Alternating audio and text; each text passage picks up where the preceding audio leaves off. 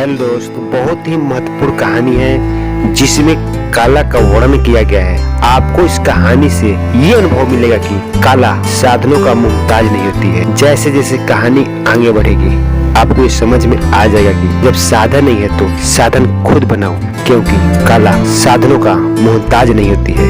आइए चलते हैं कहानी की तरफ। एक गरीब व्यक्ति है जिसका नाम राघव है। राघव एक छोटे से गांव में रहने वाला एक गरीब इंसान है, लेकिन वो बहुत प्रतिभाशाली चित्रकार है। वो अपनी चित्रकला से ऐसी तस्वीर बनाता है जिसे देखने वाले हैरान हो जाते हैं। उसकी तस्वीरें जीवंत लगती है, लेकिन उसकी गरीबी उसे कभी ऊंचाइयों तक पहुंचने नहीं दिया। एक दिन उस राघव को एक खबर मिली कि पड़ोस के गांव के मेले में राजा ने घोषणा की है कि जो अपने कला से एक बेहतरीन तस्वीर बनाएगा उसे सोने से तौल दिया जाएगा।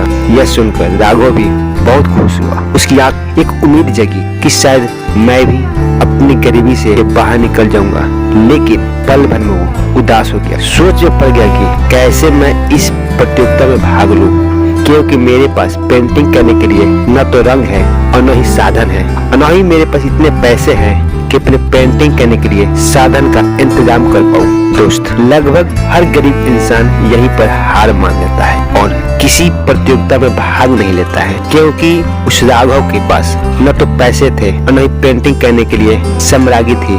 लेकिन राघव ने हार नहीं मानी।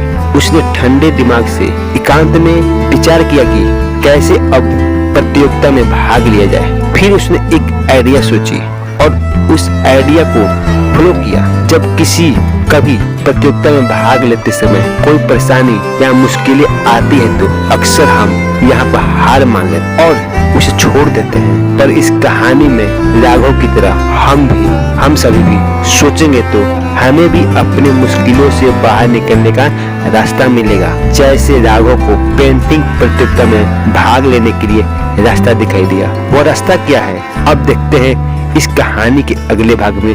राघव ने प्रतियोगिता में भाग लेने के लिए ठान लिया था और राघव ने हार नहीं मानी। उसने जंगल गया, जंगल से मिट्टी लाई, कुछ पत्ते लाए और बहुत सारे फूल पत्ती तोड़ लाए और इस फूल पत्ती से उसने रंग बनाए।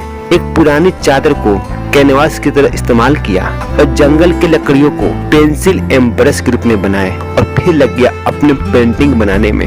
कई दिन कई रातों तक कई मेहनत करने के बाद उसने एक अद्भुत तस्वीर बनाई। एक ऐसी स्त्री की अद्भुत तस्वीर बनाई जिसके चेहरे पर अद्भुत करुणा और भक्ति झलक रही थी। धीरे धीरे प्रतियोगिता के दिन नजदीक आ गए। सब ने अपने अपने पेंटिंग जो राज दरबार में प्रस्तुत किए थे सबने राजा को दिखाए। सबकी पेंटिंग राज दरबार में दिखा गया और जैसे ही राघव की पेंटिंग का पर्दा हटा सबकी आंखें खुली की खुली रह गई और राघव की पेंटिंग पर टिक गई। राजा भी उस पेंटिंग को देखकर हैरान थे, अद्भुत थे। लेकिन तभी उस पेंटिंग को देखकर दरबार में खलबली मची।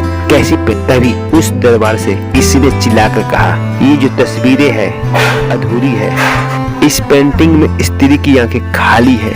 ये बातें सुनकर दरबार के सभी लोग खामोश रह गए, आश्चर्यजनक में पड़ गए। क्या बातें कर रहा है, क्या सच बात है? फिर राजा ने कहा, ये कैसी तस्वीर बनाई हो, तुम्हें दंड मिलेगा।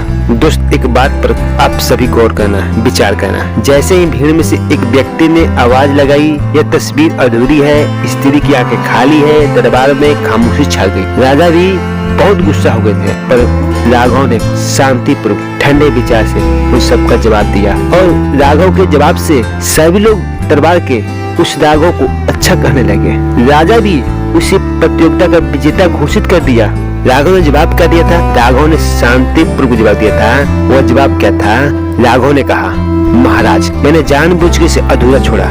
इस तस्वीर में ऐसा इसलिए नजर आता है क्योंकि स्त्री की आंखें में आत्मा भरने का शक्ति केवल ईश्वर के पास है। मेरी कला का उद्देश्य यही दिखाना है कि मनुष्य की सीमाएं क्या है। उसकी बातें सुनकर, उसकी जवाब सुनकर लोग खुश हुए, सबने उसकी तारीफ की। राजा ने भी उसे पुरस्कार दिया। दोस्त, इस कहानी का उद्देश्य क्या है? जैसे ही राघव ने अपना जवाब सुनाया, सभी दरबार में मौजूद लोग सोच में पड़ गए और सबको ये उत्तर अच्छा लगा।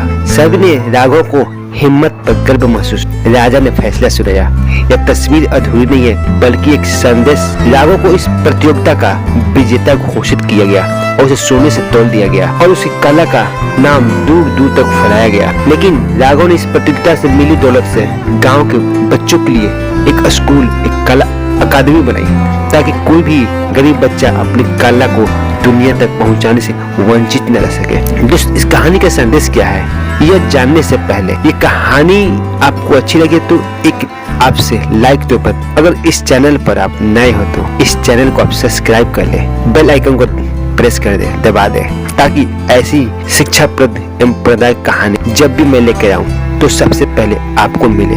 दोस्त, अब देखते हैं इस कहानी का उद्देश्य क्या है। दोस्त, इस कहानी का संदेश यही है, उद्देश्य यही है, कभी भी मुश्किलों से घबराए नहीं। हर समस्या एवं परेशानी का समाधान केवल शांत दिमाग से मिलता है, जल्दबाजी में नहीं। और कला केवल सुंदरता ही नहीं बल्कि सोचने और समझने की शक्ति का माध्यम है। ठीक है दोस्त, चलते हैं, यहीं पे आपसे अलविदा होते हैं। नमस्कार दोस्तों, फिर मिलेंगे अगली कहानी में।